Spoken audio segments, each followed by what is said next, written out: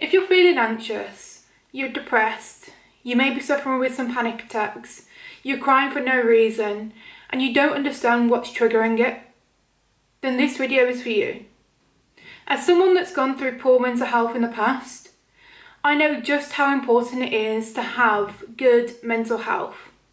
But equally, I know exactly how I got myself out of it, and that's why I'm coming to you with this video today, because I would like to share everything that I've learned along my journey and how I got myself out. If you're interested in knowing more, remember that this is a safe space. You're not alone, and I'll be there to support you, and so will this channel. So welcome back to the channel, guys. So in today's video, we're going to be touching on a subject that's really dear to my heart.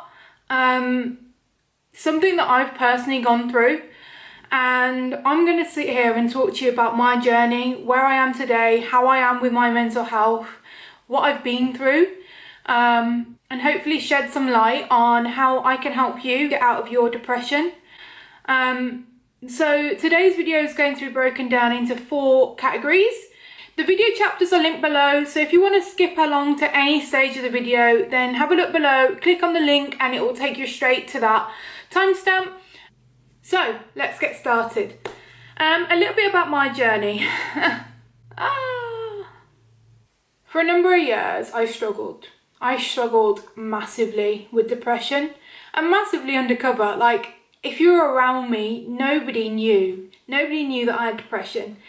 And I think one of the biggest lessons that I learned was, okay, I've got to admit the fact that I've got depression and I've got to deal with it. But for so many years, I was just so confused and I thought there was something wrong with me. But in actual fact, there's nothing wrong with you. And there was nothing wrong with me either. I think the first step toward becoming better in terms of my mental health was actually acknowledging it. So my journey really started many years ago. I'd like to say probably I'd probably like to say about 7 years ago, probably 7 to 8 years ago. I would go through life not really understanding why I felt the way I felt. I would sit there and I'd cry for no reason. I'd have panic attacks. And the most scariest time for me was I was driving with my mum in the car and I was having a panic attack. And if you've ever had a panic attack, you'll understand that you will get desperate for air. You feel like you cannot breathe. You get choked up. And honestly, it was really scary to be sat in the driver's seat, driving on a busy road and be having or experiencing a panic attack. I don't even know why I'm getting nervous about this. But anyway, right, let me get back to it. Let me get back to the story. So anyway, I was driving along this busy road. Out of nowhere, this panic attack comes. And I just remember, if you're from the UK, then you'll know that we drive on the left-hand side, and on the right-hand side, you've got oncoming traffic. So I'm on a semi sort of dual carriageway, but it's not really. It's about 40 miles an hour. Lots of traffic, and I'm panicking and I'm gasping for air, and I just remember knowing that I needed to stop the car, but I didn't have any control. Like, I just didn't have the understanding of what to do in that time, and I wasn't thinking straight. All I know and all I remember was I was gasping for air. So immediately I turned the car up onto this lawn. So as I said, I'm on the right hand side, oncoming traffic on the right, and this grass sort of verge was on this side. My car's here, and I've actually gone straight into that lane to stop on this grass. I've gone up a curb as well. Luckily, no crash, no accident, and no damage to the car. Me and my mum were both safe. And no injury to me or anyone else. But all I needed in that time was some air. Now, as I said, if you've ever experienced a panic attack, you don't understand where it's coming from. And there's no trigger. You could be walking, you could be driving, you could be going anywhere and doing anything, and it will just all of a sudden come on. And at that point I knew that there was something wrong with me. And I suffered with panic attacks for quite a number of years, before and after that point. And also, in addition to the panic attacks, I had a lot of depression, to a point where I would just sit there and cry for no reason. And it's weird to look back on that journey because I can't remember the last time I've had a panic attack. To be honest, I can't remember the last time I've ever felt depressed or sad or anxious or nervous. Yeah, of course, I mean, if I'm going for a job, sometimes you will be nervous, but that's natural nerves.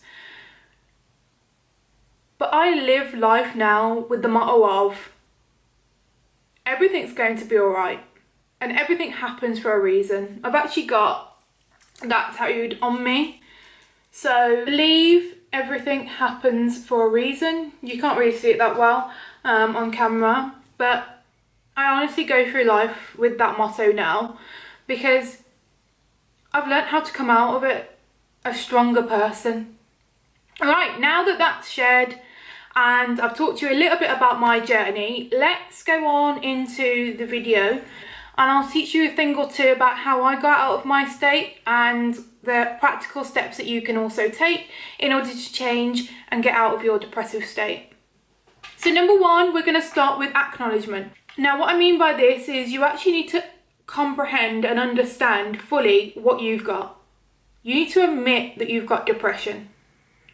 You need to say those words to yourself out loud, because if you don't say that, then you're just hiding under a rock and you're hiding away from your problems. Honestly, it's not that big of a deal.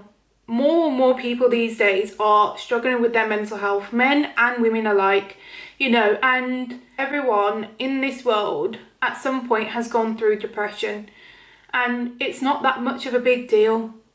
Just say it to yourself. You don't have to admit it to anyone else, because I sure as hell didn't. I never said and shouted from the rooftops, by the way, guys, I've got depression, here I am, come and see me. No, absolutely not. I was sat there one day and I admitted it to myself. And that took guts. Honestly, it took real strength. But you can do it. Without actually admitting it to yourself and saying it out loud, you're never going to get out of the stage that you're in. Secondly, you have to make sure that you actually want to get better. Because it's no good saying that you do, but you're going out partying every weekend and you're drinking, or you might be doing drugs, or you're just not listening to anyone and you're doing you. Do you know, you're acting irresponsibly. Think about it. When you're doing all these things, is that the person that you truly want to be? And before you were in this depressive state, were you doing these actions? Were you behaving like this? Because honestly, if you weren't, then this is not you. In the core of you, this is not you. So you have to be ready and be willing to change. Thirdly, no one's coming to help you. I know that you're watching this video right now, and it might help you to some degree. But what I mean is, I can't hold your hand through the process. Even your best friend or your parents or your partner, they're not going to be able to help you, because it links into my second point. You have to want to do this yourself. So now that we've acknowledged it, the second stage is your environment and your circle. What I did when I realised I wanted to change and I acknowledged that I had depression is I removed myself from toxic situations and environments and the circle of friends that I was hanging around with. You need to truly analyse those around you, because a lot of the times we don't really spend time analysing the people that we have in our circle. We just go along with whatever they want to do because we're trying to be their friend, we're trying to be supportive, but really in our heart of hearts, we don't want to be around that situation. We don't want to behave like that. Therefore, why would you have that person in your life if that's not the life that you want to live? You might be saying, yeah, but I can't do this because I can't do this because I'm too scared to let them go and I'll have no one. Look, I understand. I completely understand. But at the end of the day, do you want to still feel like you're feeling today? Or do you want change and do you want better? There's no point holding on to people who are bad and toxic for you. It's only going to hold you back in life. Remember, on this channel, I will keep it 100% real. And if you want to change and you want a successful life, a career, a path to go down, a family, a loving family, you need to get rid of Negative Sally. Because Negative Sally is going nowhere in life. And trust me, she's going nowhere, he's going nowhere, and you need to get rid of them. You need to close the door on the old so that the new can take place. And also, it kind of links into, if you're not in good mental health, then you can't really be there for anybody else. So this is a time that you need to start looking after yourself. When you analyse these people, what you need to understand is, are they supportive in everything that you do? Are they givers or are they takers? Are they negative? When I say are they givers or are they takers, I had someone in my life that was just a complete taker. And no matter how much you do for someone, they'll never be the same person for you. So don't limit yourself. Now let's move on to stage 3, and that's learning and lessons. So it's about self-reflection. Learning about why you're feeling like this is key and crucial to your journey. Because as soon as you understand the reason why you're feeling like this, why you may have come into this state of mind, you'll learn how to move on. Is there anything from your past that you're holding up in a box and you're not dealing with? Understanding the root of your depression is key to moving on. So take some time to write down your thoughts. I know it's very cliche, I know that you might not have ever done it before, but just write anything you want on a piece of paper. Naturally, when you take a pen and you take paper, your thoughts will just write out things for you.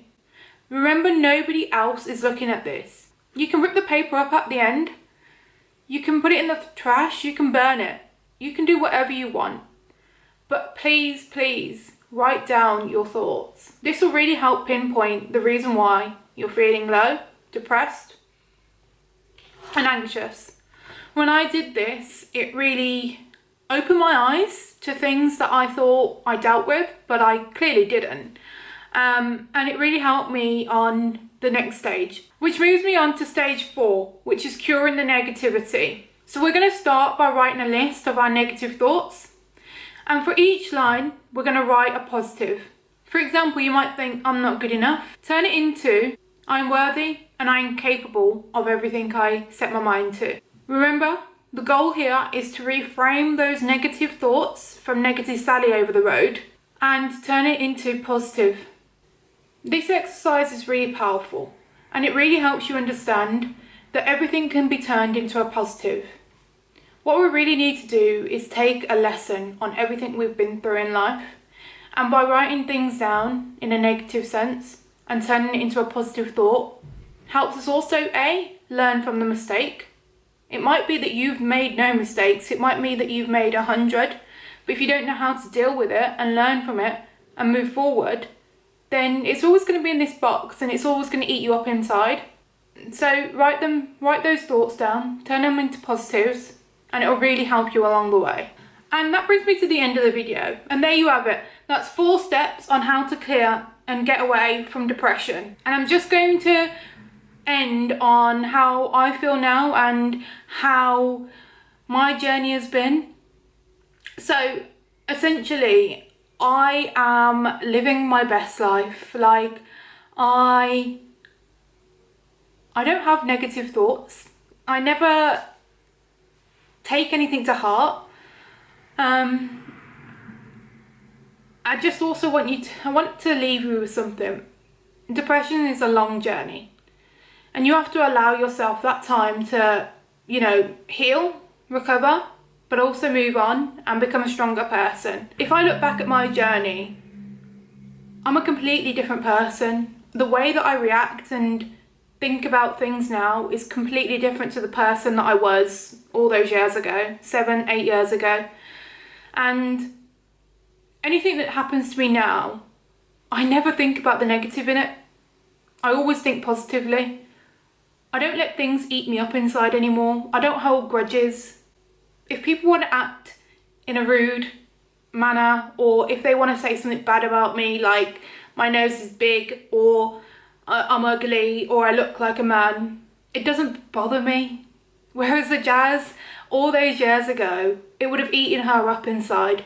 She would have been booking a nose job back in Turkey. But look, just to shed some light on it, I've done it, and so can you. And this is what my message is about. And this is what this channel is going to be about. If you haven't already, watch my intro video, which will give you a detailed intro into my channel and what my aim is for this channel. If you want to know more and you want to keep engaged, then subscribe to this channel, and there will be much more lightheartedness coming in the future. But I really thought it was important to share and shed some light on mental health as the first video. Thanks guys, and I hope you understand that you are worth it. Take care.